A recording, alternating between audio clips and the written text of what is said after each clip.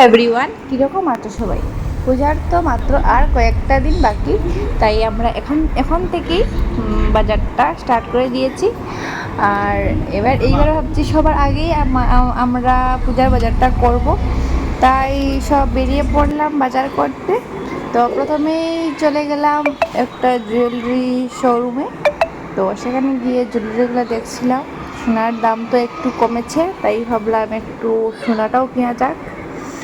আর তো অনেক গয়নাই দেখছি, আর একটা আংটি নেওয়া হয়েছে, আর একটা শাখা বাঁধানো নেওয়া হয়েছে, আর কিছু নেওয়া হয়নি। কারণ কয়েকদিন আগে অনেকটাই সোনার দাম বেড়ে গিয়েছিল, সোনা কেনাটা বহুত মুশকিল হয়ে পড়েছিল। আর তারপর চলে গেলাম ক্যান্টিন। তো সেখানে গিয়ে ভাবছি কিছু কসমেটিক্স কিনবো। তো কিছু কসমেটিক্স কিনলাম, তারপরে চলে গেলাম খেতে। কারণ শপিং করতে করতে অনেকটাই খিদে লেগে গেল, তাই শপিং করতে হবে, খেতেও হবে, তাই ভাত টাত খেলাম। আর তারপরে চলে গেলাম একটা লেহেঙ্গা কিনতে। আর কী ভাবছো তোমরা, আমি পুজোতে কি লেহেঙ্গা কিনবো?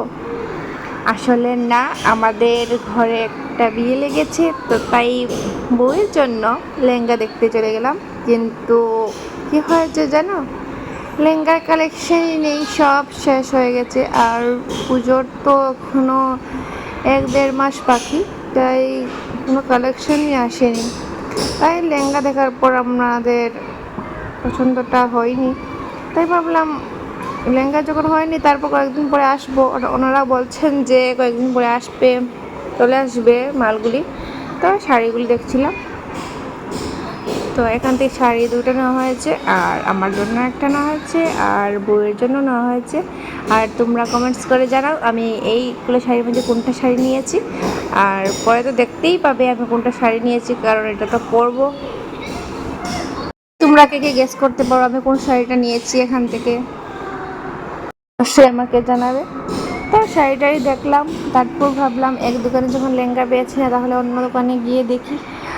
আর অন্য দোকানে গিয়ে দেখলাম মানে একটাও মানে দেখার মতোই ছিল না, তো তাই আর শাড়ি বউয়ের জন্য আর শাড়ি দুটো কেনা হয়েছে। আর এখান থেকে কোন দুটো শাড়ি বউয়ের জন্য আর কোনটা শাড়ি আমার জন্য অবশ্যই জানাবে। তারপর চলে গেলাম ট্রলি কিনতে। ট্রলি তো কিনতে হবে, জিনিসগুলো দেওয়া হবে কীভাবে, তো ট্রলিগুলো দেখা হচ্ছে কোনটা নেবে কোনটা না। তারপর আমার মেয়ে জিদ করলো যে ও একটু গাড়ি চড়বে, তো গাড়িতে বসিয়ে দিলাম। তো একটু পিঙ্ক, তখনও অনেক কিছু বাকি আছে দেখতে হলে অবশ্যই পেজটাকে ফলো দিয়ে পাশে থাকবে। আর ভিডিওটা ভালো লেগে থাকলে অবশ্যই লাইক, কমেন্ট, শেয়ার করে দেবেন। বাই।